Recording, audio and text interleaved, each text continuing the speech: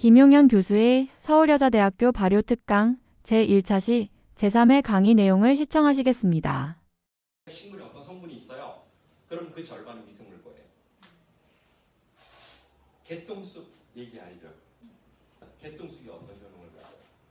노벨 생리학상을 받았어요. 국화과니까 독도 없고 해독을 하는 걸 기본 탑재하는 식물이에요. 국화과는. 자, 얘에서 개똥쑥을 한 게 이런 거예요.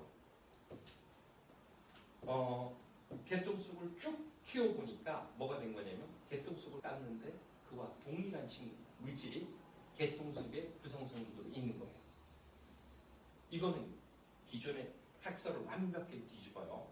기존의 학설은 어떻게 되냐면 물질이라고 하는 건 식물이 받아들여서 광합성을 하고 그 광합성에서 일어난 이온이나 에너지 또는 광합성 대사 물질로 식물이 성장한다 이렇게 배워요.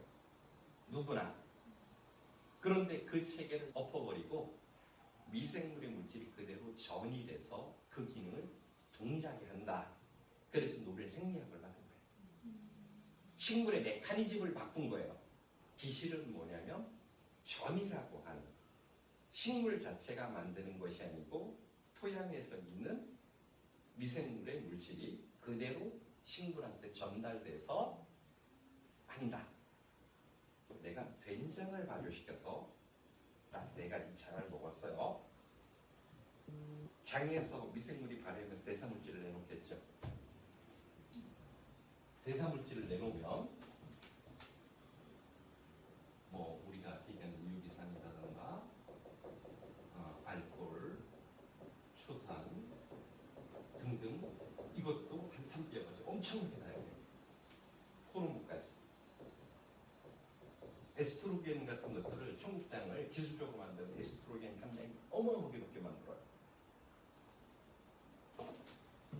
미생물이 만든 대사물질을 사람이 먹어요. 청국장을. 그러면 어떻게 되냐면 사람한테도 동일하게 그 효과가 나오는 거예요. 전이 돼서.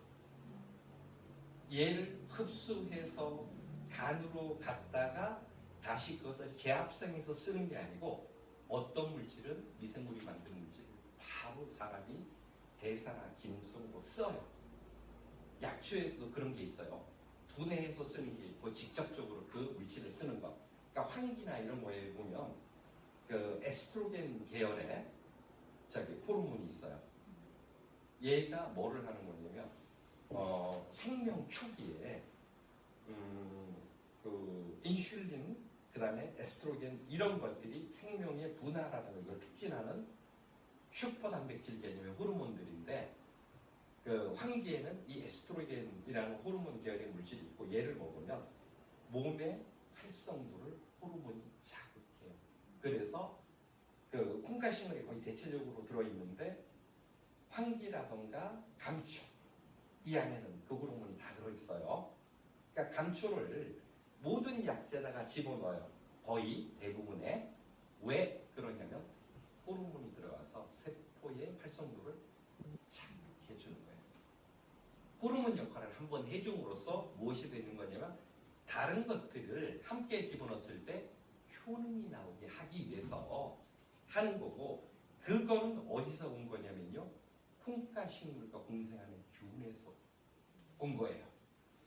그래서 우리가 약초들을 재배하거나 발효를 할 때요.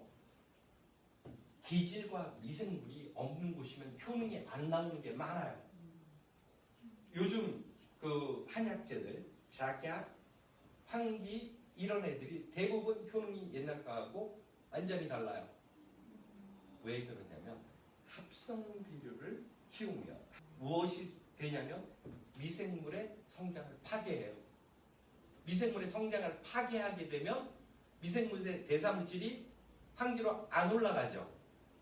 그러니 환기에 그 부분의 성분이 기본적으로 안 나오는 거예요. 그래서 재배 방식을 옛날 시스템으로 하면 그대로 약하고 나오는데 지금 시스템에서는 한약이 굉장히 과학적이라고 표현을 할까 경험이라든가 굉장히 잘 축적되어 있는데 안 나와요. 왜? 그걸 재배하거나 이런 시스템이 완전히 바뀐 상태라 따라서 효능이 안 나오는 거예요. 그래서 우리가 발효를 할 때도 이거를 분해하는 게 한번 분해를 해볼게요. 사포닌은 인삼을 한번 분해해볼게요. 어떻게 분해를 하냐면 첫 번째로 물에 끓여 먹어요. 그러면 물에 의해서 수용성인 부분은 분해가 되겠죠. 그렇죠? 근데 1% 정도예요. 분해되는 양만. 흡수율은 더 떨어져요. 자, 그래서 고려시대 때 어떤 굉장히 바이오에 뛰어난 사람이 얘를 증기로 찐 거예요. 3일. 그리고 얘를 홍삼이라고 하는 거예요. 이건 그러니까 수용성만 한 건데 이거는 증기 수용성이에요. 달라요. 찜한 거하고 그냥 끓인 거하고 달라요. 120도가 넘어와도 증기로 찐 거하고 물을 120도에 개수준을 120도 내린 거하고 전혀 달라요. 그래서 증기로 쪄서 보니까 이게 2% 이렇게 곱 이상 인삼효능이 증가하는 거예요. 홍삼은 일반 수산보다 효능이 월등히 높아지고 사포닌 복합체가 분해돼서 그 다양한 사포닌이 나와요. 수삼일 때보다. 자, 그런데 그럼 나는 더 적게 흑삼을 만들었어요. 이게 3% 정도에 가면서 흡수율은 조금씩 올라가요. 발효를 하죠. 그러면 90% 이상이 사포닌이 분해가 되고 흡수율이 100% 돼요. 그래서 동일할 때 수삼이나 홍삼을 먹는 것보다 120배 이상의 효능이 나와요. 발효를 하면.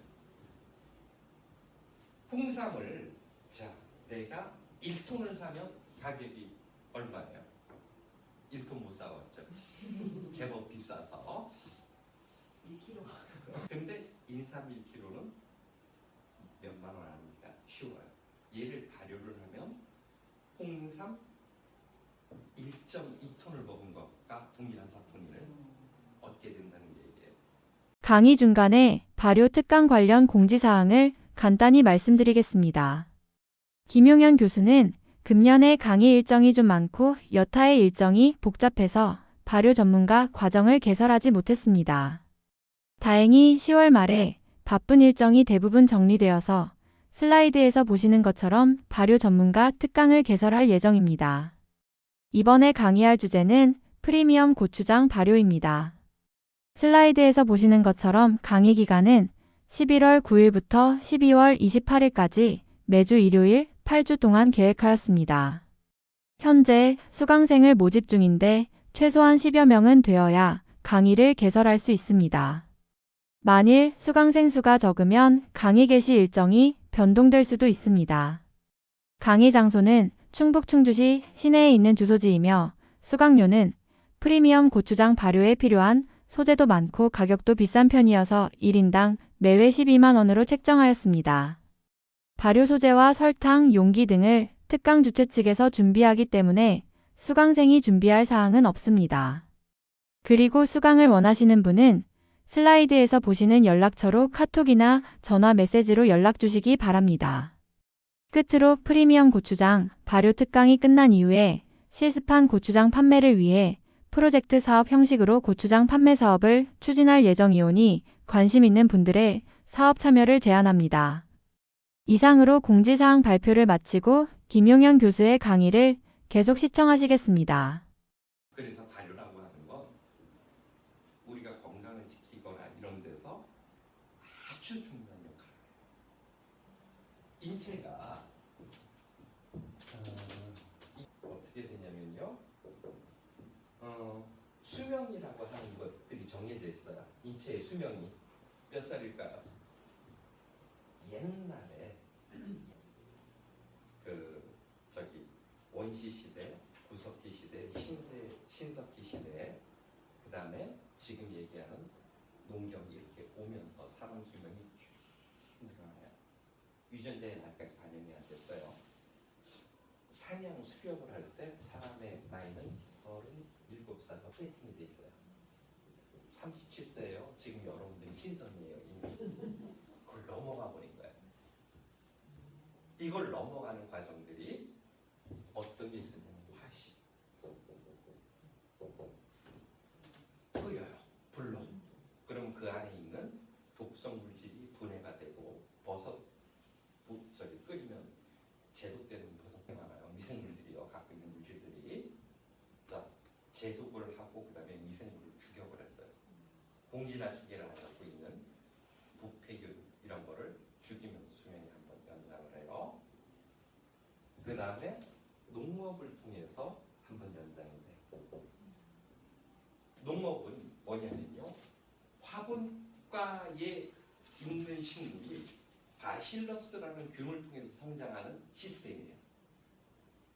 농업 그러면 그냥 땅을 갈고 이렇게 해서 벼를 뿌려서 이렇게 하는 거지만 생물학적이나 생태적으로 보면 어떤 공간에서 미생물인 바실러스와 작물인 벼나 밀을 심고 그 환경을 조절해주면 이것이 탄생되는 결과물이 농업이에요.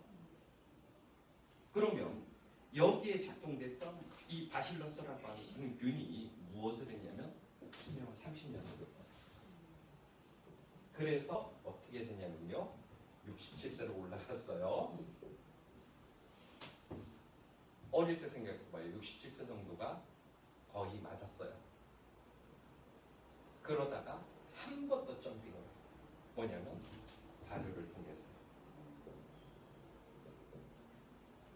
그 장수하는 지역들 여기에는 반드시 고유의 발효식품이 있어요.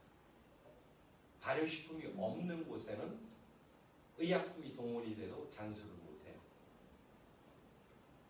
유전자에서 텔로미어라던가 리사이클 시키는 물질이 어디서 나오냐면 발효 4단계에서 나와요.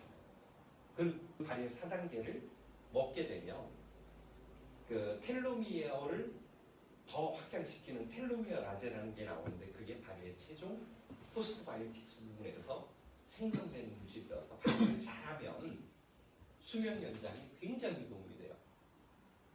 그리고 이것을 얼만큼 먹느냐가 얼만큼 주기적으로 먹느냐가 150까지의 수명을 이어가는 부분이 여기서 이루어져요.